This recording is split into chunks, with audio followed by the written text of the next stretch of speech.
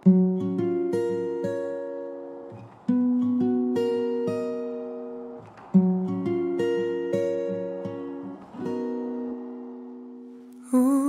ako, pagod na pagod, pero ang amoy ng luto ni mama wala sa kahit saan dito. Sa maliit na kusina, sinubukan kong gawing lutong bahay, pero iba pa rin yung lasa ng pag-ibig niya sa bawat kutsara.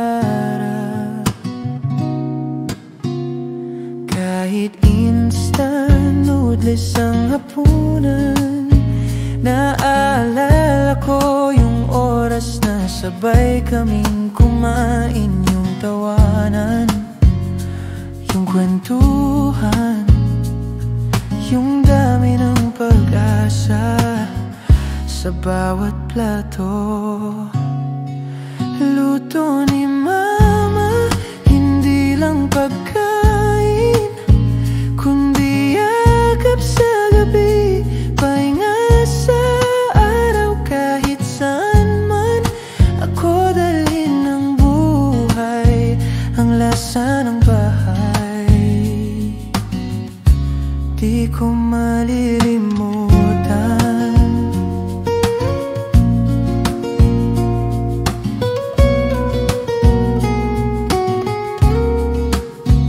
Kapag gutom, kumain lang ako ng alaala.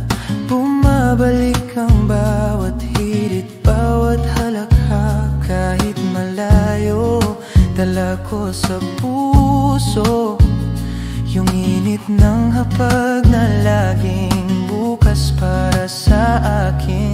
Minsan gusto kong tumawag at magtanong kung paano niya nagagawang pag-ibig ang simpleng ulam. Pero sa dulo, alam ko na yun ang dahilan kung bakit ako